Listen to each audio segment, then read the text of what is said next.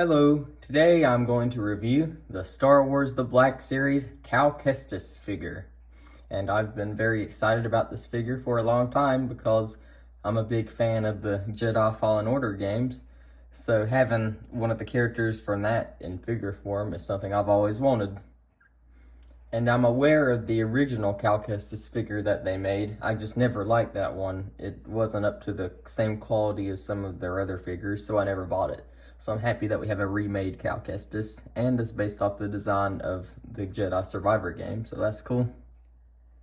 Anyway, starting out with the articulation, he has articulation in his head. Hang on, that's a stiff head. Okay, there we go. Looks like there's articulation in the bottom of the neck or something too.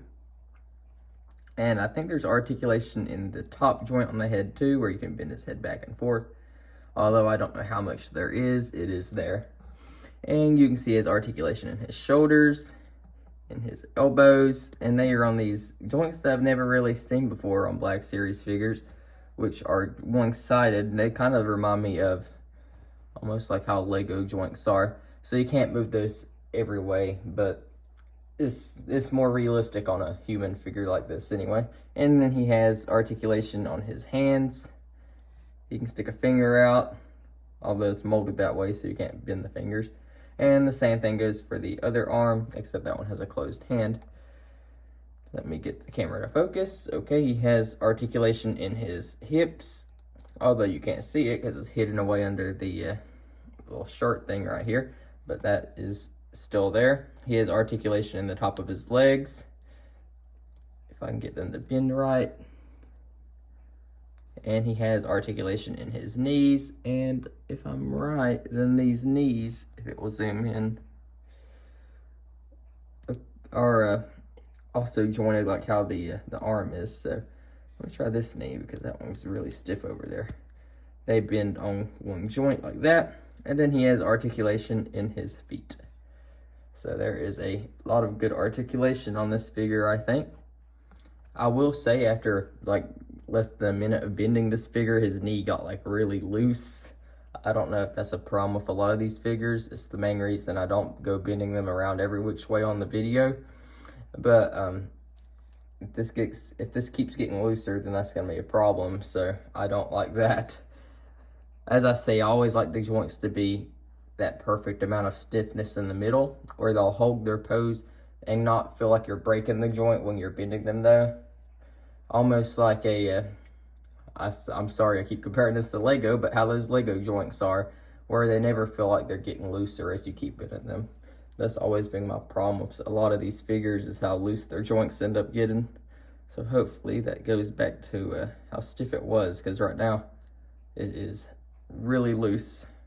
Still not as loose as it could be, but compared to this other one that won't bend when I move it, although it would, I don't like how loose that got. But anyway, that's just me speaking a complaint. Anyway, in terms of detail, if I can hold this guy still, you can see he has a lot of detail in his head. Around the hair, you can see like every strand of hair. He has a lot of detail in the face, just like he's based off the actor that plays him in the game. He has little bits of like a beard coming through at the bottom and a little bit of a mustache. So those are some good fine little details. And you can see around the back, his hair just goes down like that. You can see the joint inside the head. And that's everything on the head. So when we get to the arms, you can see he has these two little silver things. I don't know what they are. I guess it's a pin or something connected to his shirt. You can see little wrinkles in it. And I keep wanting to call this the poncho because that's what it was in the first game. I actually haven't played Jedi Survivor yet, so I will eventually, but that's off topic, I guess, because I don't know what this is. I guess it's his shirt or something, unless it's another type of poncho. But anyway, you can see that he has like the little belt thing wrapping across it, and on the bottom he has a little bit more detail on it with a few different kinds of reflectiveness to it, because that has some to it as well. He has this little silver thing on his hand over here, and he has a little shoulder pad up here. And there's a little thing that I wish you could do here, but I'll show you here in a minute.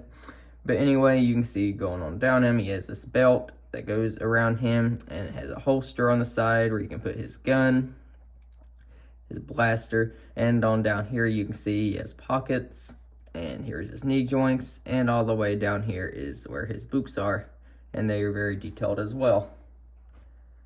Now let me get the camera to focus and I'll show what I was talking about. Because BD1, his little droid, comes in this, and I was hoping that you'd be able to put him on his back, but there's really no place to put him, and I was hoping maybe I could at least slide this up, just mold it into place, so I couldn't slide his feet underneath it because there's nowhere to put it. So I'm still trying to find out a way to put BD1 with him, unless he gets straight up piggyback rides him or something, which I don't think I can get his legs to wrap around to do. But yeah, that's a little bit of a disappointment. He comes with this blue lightsaber that's very detailed as well. You can see the handle and everything on it. I might as well just take it out of his hand, but since I already had it in, I can show everything off like this. And he has this big blue blade, and that looks very nice as well.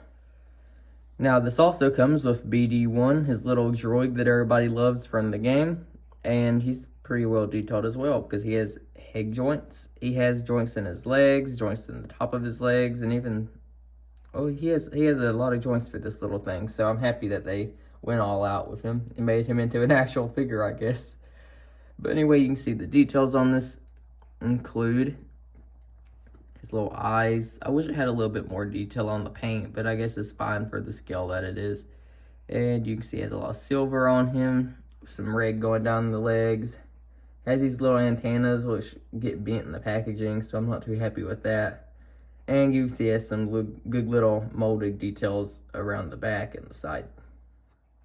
One last thing I must say is I was wrong about the arm joints. They do bend side to side, so you do get that extra bit of motion, so I'm happy with that. I just didn't want to leave that out because I just now found that out. Anyway, I think this is a great figure, especially if you're a fan of Jedi Fallen Order and Jedi Survivor, or just a fan of the Star Wars games in general. And I hope they continue to do characters from Fallen Order and Jedi Survivor, because I would love to have a figure of Grease.